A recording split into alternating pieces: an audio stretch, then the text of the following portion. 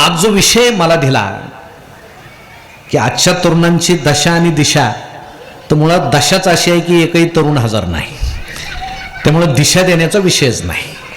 आणि आपण जे सगळे या ठिकाणी उपस्थित आहात, अतिशय अनुभव संपन्न, आपल्या प्रत्येकाच्या आयुष्याचं एक पुस्तक होईल इतका अनुभव दाटलेले, अनेक संघर्षातून वर आलेले आणि गावाला एक आध्यात्मिक दिशा देण्याचा प्रयत्न करणारे इथं सगळे ज्येष्ठ लोक जमा आहेत. किती आहेत याला महत्त्वच नाही. मी मगाशी महाराजांना सांगितलं, कोणीच जर नसेल तर आमचे 2 मित्र आणलेले आहेत बरोबर, सावधगिरी म्हणून, ते समोर बसवा, एक संयोजक समोर बसतील आणि आपण व्याख्यान देऊ. पण इतक्या दूर आलो, इतक्या छान गावात आलोय तर काहीतरी बोलून मी जाईल.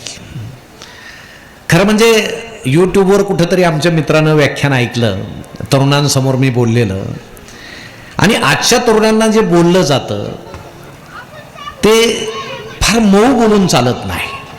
आता घराघरात अशी परिस्थिती आहे, आपलं गावच काय, राज्यच काय, देशच काय, या जगामधला प्रत्येक तरुण हा एका आभासी जगामध्ये जगतोय. म्हणजे कुठंतरी 2-3 तरुण एकत्र येतात, हातामध्ये मोबाईल असतो. आपलं सुदैव आपल्या काळात मोबाईल नव्हता, आणि त्या काळात मोबाईल नव्हता तरी साऱ्या गोष्टी कशा व्यवस्थित चालायच्या. तुम्हाला आठवत असेल की सुरुवातीला black and white T V होता. म्हणजे सुरुवातीला ज्यावेळेस टी व्ही आला तो कृष्ण धवल black and white T V होता. वर एक अँटेना असायचा, आणि रामायण महाभारत मालिका सुरू झाल्या की घरातील 2-3 ती मालिका पाहायचे. एक जण दरवाजात उभा राहायचा आणि घरातला कोणीतरी एक जण मालदावर बांबू घेऊन उभा राहायचा अँटेना फिरवायला. म्हणजे टी व्हीमध्ये जास्त मुंग्या दिसल्या की घरातल्यांनी ओरडायचं, त्याला सांग अँटेना फिरव. मग दारातला त्याला सांगायचा अँटेना डावीकडं फिरव, उजवीकडं फिरव, आणि मग तो फिरवत राहायचा टी व्ही जोपर्यंत स्पष्ट दिसत नाही तोपर्यंत. टी व्ही स्पष्ट दिसायचा पण तोपर्यंत मालिका संपलेली असायची. आणि मग मालदावरचा म्हणायचा, आता उद्या माझी वेळ आहे मालिका पाहण्याची, आता तुमच्यातला कोणीतरी वर बांबू घेऊन उभा राहा. म्हणजे इतकं सगळं अव्यवस्थितपणा होता, फारशी सुविधा नव्हती. त्यावेळेस एक सह्याद्री नावाचं चॅनल होतं, तुम्हाला आठवत असेल जुन्या लोकांना. बातम्या सरकारी असायच्या, म्हणजे भ्रष्टाचाराच्या बातम्या त्यात नसायच्या. म्हणजे त्या काळात भ्रष्टाचार नव्हता असं नाही, होता, पण चॅनल सरकारी होतं म्हणून ते सांगत नसायचे. आता सगळे खाजगी चॅनल्स आल्यामुळं होण्याआधी ते सांगतात असं होणार आहे, कारण त्यांना आता 24 तास बातम्या द्यायच्या. आता बातम्या देणं हा विषय काही 24 तासाचा नाही. बातम्या अशा आधीमध्ये द्याव्यात, दिवसातून एखाद्या वेळेस, किंवा एकदा पूर्वी रेडिओवर बातम्या लागल्या की दुसऱ्या दिवशीच लागायच्या किंवा संध्याकाळी लागायच्या. 24 तास जर बातम्या द्यायच्या तर कुठलीही किरकोळ गोष्टीची बातमी होते. त्याला ब्रेकिंग न्यूज म्हटलं जातं. लोकांना तिथं समोर बसवलं जातं, खेळवलं जातं. ते टी व्हीमध्ये शेतकऱ्यांसाठी एक कार्यक्रम असायचा, आमची माती आमची माणसं. छान कार्यक्रम असायचा. आमचे सगळे शेतकरी बंधू ते पाहायचे. आत्महत्या कुणीही करत नव्हतं. म्हणजे तो कार्यक्रम इतका साधा आणि सुंदर होता की तो आमच्या मातीशी निगडीत होता. आता आमची झालेली माती आणि आमची माणसं असं काहीसं सुरू झालेलं आहे, इतके चॅनल्स आले तरी. पण जुना काळ इतका सुखाचा आणि समाधानाचा होता. नंतर आता तर इतकी प्रगती झाली आहे, तुम्हाला आश्चर्य वाटत असेल की प्रत्येक जुनी पिढी असं सांगते नवी पिढी बिघडलेली आहे. म्हणजे ही प्रत्येक पिढी म्हणते बरं का.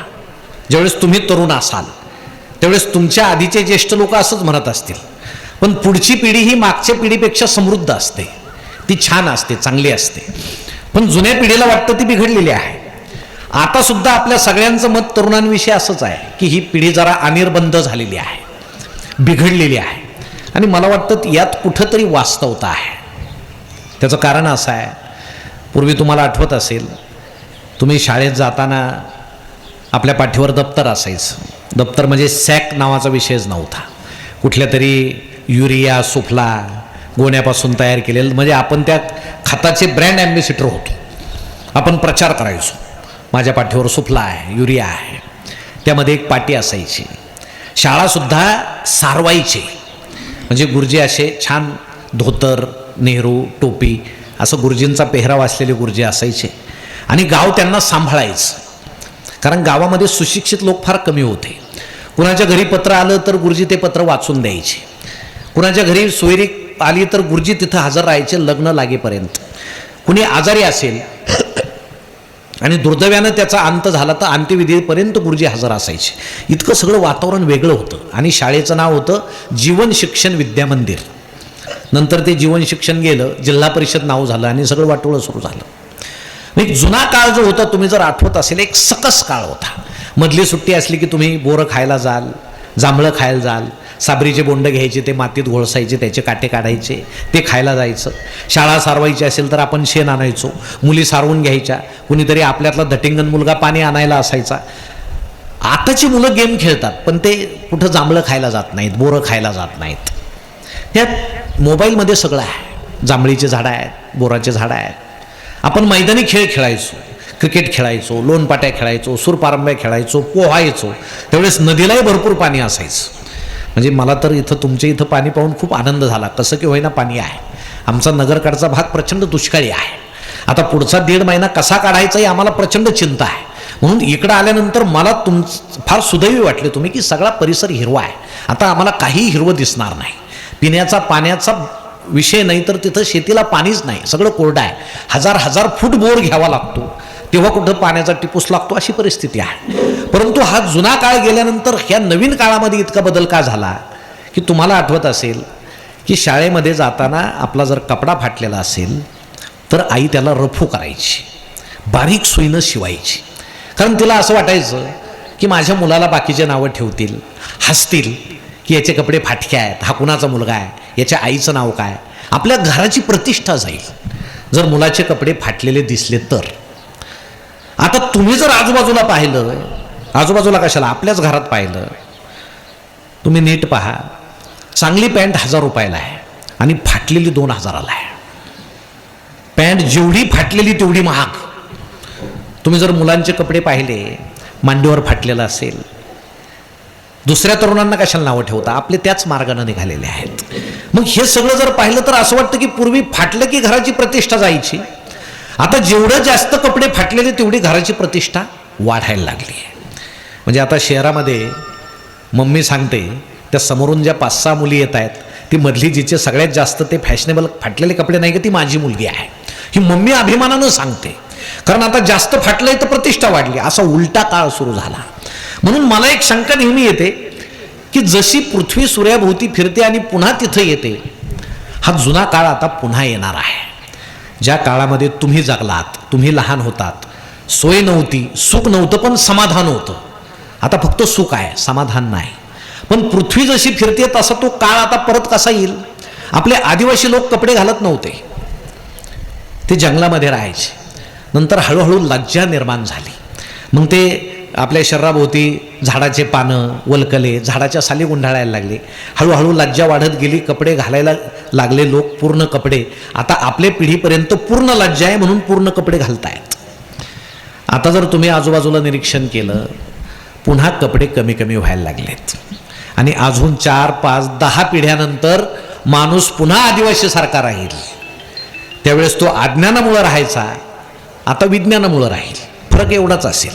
पण जुना काळ पुन्हा येईल. आपले आदिवासी लोक कच्च्या भाज्या खायचे, कारण त्यावेळेस मसाल्यांचा शोध लागलेला नसायचा. पण जशी जशी जिभेला चव यायला लागली, त्यात मसाले टाकायला लागले, मिरच्या टाकायला लागले, इतके मसाले झाले आज सगळ्यांचे पोटं बिघडायला लागले. आणि आज पुन्हा लोक कच्च्या भाज्या खायला लागले की नको भाऊ, आता कच्च्या भाज्याच चांगल्या असतात, कच्च्याच खाऊ. हे जे सगळं चाललंय, मला वाटतं जुनी पिढी, जुना काळ पुन्हा हळूहळू हळू आता आपल्याकडे येतोय. पूर्वी भाषा नव्हती. तुमचे आजोबा असतील, तुमचे वडील असतील, ज्यावेळेस भाषेचा शोध लागलेला नसेल, की माणसाला आनंद झाला की ते काय करायचे, कारण शब्द नव्हते, मग भिंतीवर मोराचं चित्र काढायचं. मोराचं चित्र काढलं म्हणजे या घराला आता आनंद झालेला आहे. ही चित्रलिपी होती, चित्राची लिपी होती, भाषा नव्हती. आता भाषा इतकी अफाट भाषा झाली. आता मोबाईलमध्ये जर तुम्ही पाहिलं, पुन्हा चित्रलिपी सुरू झाली. कुणाचा वाढदिवस असेल तर माणसं फुलं टाकतात. कुणी गेल्याचं समजलं तर श्रद्धांजली म्हणून तेच फुलं टाकतात. आमच्याकडे फुलाची कमी नाही. मोबाईलमधली फुलं कधीच संपणार नाहीत. आणि भावना इतकी व्यक्त करतात ना पटकन, नुसतं समजलं ना तो गावातला अमुक माणूस सिरियस आहे की लगेच त्याला श्रद्धांजली वाहून मोकळे होतात. मग बाकीचे बरोबर श्रद्धांजली वाहतात. मग कोणतरी म्हणतं अरे नाही बाबा अजून तो आहे, असं असं आहे का? म्हणजे आपल्याला इतकी घाई झालेली की कधी एकदाचा आलेला माणूस आम्ही घालतो आणि सगळ्यात आधी मी कधी सांगतो लोकांना.